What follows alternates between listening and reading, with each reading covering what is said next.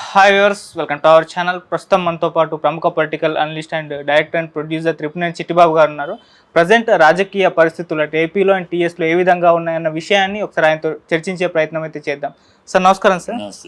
Sir DSC ఎగ్జామ్ని వాయిదా వేయాలని చెప్పేసి చాలామంది నిరుద్యోగులు మనం ధర్నా చేయడం చూస్తున్నాం సార్. అయితే ఇదంతా కూడా కేటీఆర్ గారు అండ్ హరీష్ రావు గారు ఎనుకుండి చేయిస్తున్నారని చెప్పేసి రేవంత్ రెడ్డి గారు కామెంట్ చేశారు. అండ్ ధర్నాలో వాళ్ళిద్దరూ కూర్చోవాలి, ఎవరో ఒకరు పోవాలి, అప్పుడు వాయిదా పడాలని చెప్పేసి ఇటువంటి కామెంట్స్ కూడా చేస్తారు సార్. దీనిపైన మీ ఒపీనియన్ ఏంటి సార్? అదే మా అల్పులకి అధికారం వస్తే అల్పులు సింహాసనం మీద కూర్చుంటే ఎంత అసహ్యంగా ఉంటుంది అనేది రేవంత్ రెడ్డి సాక్ష్యం. ఒక ధర్నా చేస్తున్నారు విద్యార్థులు, ఆ సమస్యల గురించి ఏం పరిష్కారం చేస్తారు, దానికి ఎట్లాంటి చేస్తారు, ఆ విషయాలు మాట్లాడకుండా కేటీఆర్ కూర్చోవాలి, హరీష్ రావు కూర్చోవాలి, వాళ్ళిద్దరిలో ఒకడు పోవాలి. ఏదైనా ఒక మనిషి ఒక స్థాయి, ఒక సీఎం స్థాయిలో వాడు మాట్లాడే మాటలేము.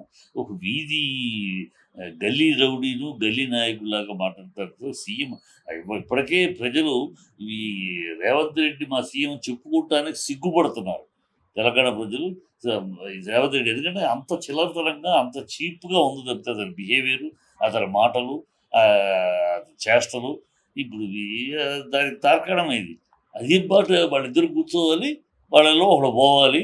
అప్పుడు ఏమన్నా అసలు సెన్సు, కడుపుకు అన్నం తినే మాటలేనాయి. మనిషికి కడుపుకు అన్నం తినేవాడు ఎవడో అలాంటి మాట్లాడు. నువ్వు ఒక ముఖ్యమంత్రిగా ఉండి ఆ హోదాలో ఉన్నప్పుడు ఒక స్టూడెంట్స్ ధర్నా చేస్తున్నారు, దానికి పరిష్కారం చెప్పాలి, వాళ్ళని సముదాయించాలి. మీరు చేయొద్దు, ఇదిగో ఈ కార్యక్రమం చేస్తాం, మీరు ఆగండి అని చెప్పాలి. అది వదిలేసి వీళ్ళు సావాలి, సస్తే వాయిదా వేయాలి. ఏమన్నా సెన్స్ ఉన్న మాటలేనా? రోడ్డు మీద గల్లీ లీడర్ కూడా అలా మాట్లాడు. ఈ సీఎం దరిద్రం మన కర్మ కాకపోతే ఇలాంటి వాళ్ళు సీఎం అయ్యి కూర్చుని పదవుల్లో ఆ పదవికి కళంకం తేడా తప్పితే ఎందుకు పనికిరాని దౌర్భాగ్యం మాటలు, వీధి రౌడీ గల్లీ రౌడీ మాటలు తప్పితే హోదా. అందుకని తెలంగాణ ప్రజలు ముక్కు మీద వేలేసుకుంటున్నారు. ఎంత దరిద్రం చేసాం మనం, ఎంత తప్పు చేసాం మనం. ఈ సింహాన్ని పక్కన కూర్చోబెట్టి ఇలాంటి సన్నాసులు సీఎంలు చేసి కూర్చోబెట్టుకున్నాం. మన సీఎం చెప్పుకుంటానికి కూడా గతంలో కేసీఆర్ గారు సీఎంగా ఉన్నప్పుడు సీఎం అని చేసి మా సీఎం కేసీఆర్ అంటే ఆ గౌరవం ఉండేది. ఆ గౌరవం కూడా లేదు. వీళ్ళు చెప్పుకోవటానికి కూడా సిగ్గేస్తుంది, వీళ్ళు మా సీఎం అని చెప్పుకోవటానికి కూడా అని సిగ్గుపడుతున్నారు ప్రజలు. ఇంకా బుద్ధి రావట్లేదు రేవంత్ రెడ్డి లాంటి వాళ్ళకి. ఆ సీఎం పదవికి అనర్హుడు అతను. అనర్హుడు ఏదో తంతే గాలి ముట్లో పడ్డట్టు కూర్చో. ఆ భాష తీరు అని చెప్తారే. అల్పులకి అవకాశం వస్తే ఎంత హీనంగా, ఎంత చీప్గా ఉంటుంది వాళ్ళ బిహేవియర్ కానీ, వాళ్ళ మాటలు కానీ. ప్రత్యక్ష సాక్షి రేవంత్ రెడ్డి. అవును సార్. ఇప్పుడు ఈ డిఎస్సి పైన ఈ చర్చ అయితే జరుగుతుంది కదా సార్. ఇప్పుడు డిఎస్సి పోస్ట్ పోన్ చేయాల్సిన అవసరం ఉందంటారా? ఒకవేళ ఉంది అని అనుకుంటే ఎందుకు దీన్ని గవర్నమెంట్ కన్సిడర్ చేయట్లేదు సార్? అంటే అలా కదా, ఇప్పుడు పోస్ట్ చెయ్యాలా అనే దానికి ఒక తర్కం. చెయ్యాలా పోస్ట్ చేయకుండా నడపాలా, ఉన్నాయి రెండింటికి కారణాలు. అది ఆఫీసర్స్ పెట్టి కూర్చోబెట్టి కమిటీ వేసి దాని సాధ్యాసాధ్యాలు, సాధక బాధకాలు చర్చించి అది విధానం. ఎప్పుడైనా ప్రభుత్వ విధానం అంటే ఉంటాయి, ధర్నాలు ఉంటాయి, దాంట్లో న్యాయం ఉండొచ్చు, ఒక్కొక్కసారి తొందరపాటు అవ్వచ్చు. అది పెట్టి కూర్చోబెట్టి కమిటీ వేసి డిస్కస్ చేసి దాని ప్రజలు వాళ్ళ ముందు పెట్టిన ఆయన ఇది పరిస్థితి. ఇప్పుడు పోస్ట్ చేస్తే వచ్చే నష్టాలు ఇవి, మీకే నష్టం, మీ భవిష్యత్తుకే నష్టం. కానీ పోస్ట్ చేయడంలో మీ సంవత్సరం ఒక 1 year పోతుంది. ఇట్లా ఈ చెప్పాల్సిన విషయాలు చెప్పి వాళ్ళు కన్విన్స్ చేయాలి.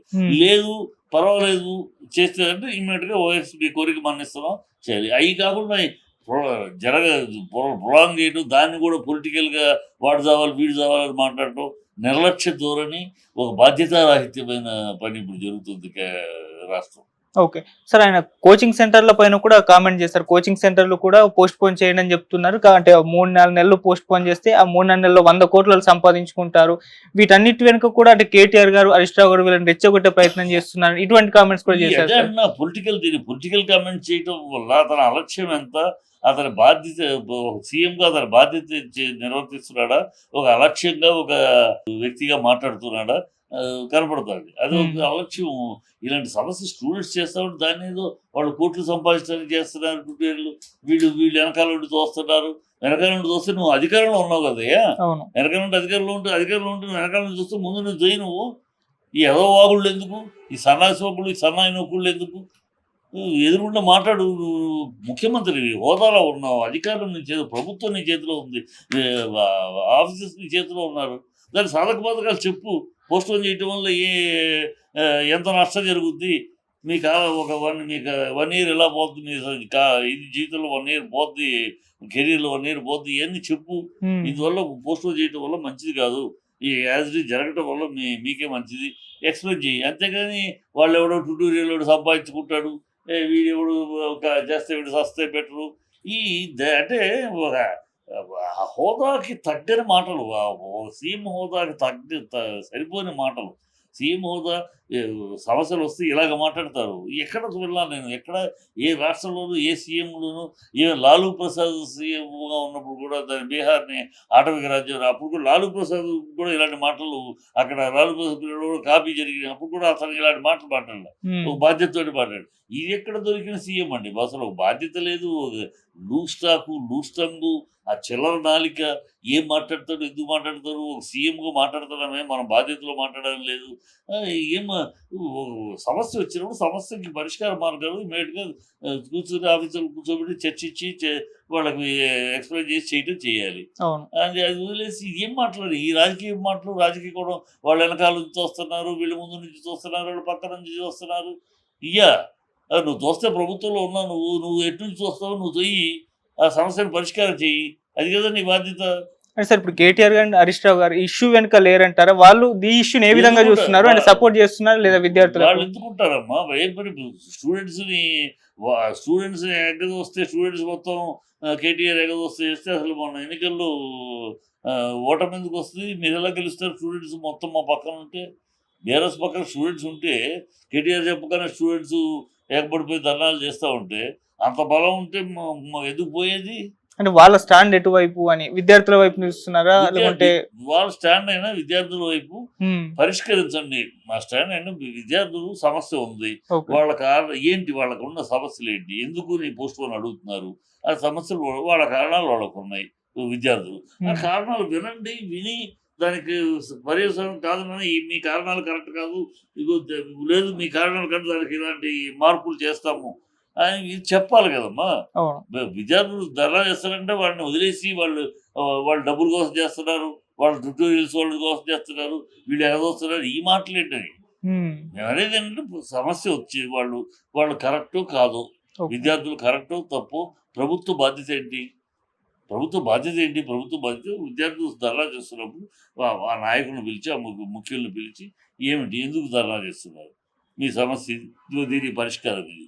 ఈ సమస్య ప్రకారం అయితే మీరు ఇలా నష్టపోతారు. మీకు మంచిది కాదు. కనుక ప్రభుత్వం ఈ పని తీసుకోలేదు. ప్రభుత్వం ఇలాంటి నిర్ణయం తీసుకోలేదు. ఇలాంటి నిర్ణయం తీసుకుంటే అనేక ఆఫ్టర్ ఎఫెక్ట్స్ ఇలా ఉంటాయి. హ్మ్. పర్యవసానాలు ఇలా ఉంటాయి. కనుక తీసుకోలేము. కనుక మీరు అని కన్విన్స్ చేసి మాట్లాడటం. లేదు చేయగలిగితే ఏదన్నా వాళ్ళ కోరికల్లో చేయగలిగితే ఏదైనా చేయటం. ఇదిగో ఈ 2 మీరు అడిగినట్టు ఈ 4 ఈ 2 విషయాలు చేయగలం. హ్మ్. ఈ 2 విషయాలు ప్రభుత్వం చేయలేదు చెప్పడం చెయ్యాలి. అది విధానం. ఓకే. అది ఇక్కడ అది చేయమని అడుగుతున్నాను. నువ్వు ప్రభుత్వం చేయాల్సిన పని చేయండి అన్న. ఈ దౌర్భాగ్యపు మాటలు, నువ్వు చస్తేనో, హరీష్ రావు చస్తేనో అప్పుడు పోస్ట్‌పోన్ చేస్తాము. ఈ దరిద్రపు కూతలెందుకు? ఈ ఓకే. చిల్లర కూతలెందుకు? బాధ్యతారాహిత్యమైన ఒక సీఎంగా ఉండి మాట్లాడేసిన కూతలాయి. రేవంత్ రెడ్డి సీఎం రేవంత్ రెడ్డి ఆ సీఎం అని అనటానికి కూడా అర్హత లేదమ్మా. ఆ అర్హత లేని వాడికి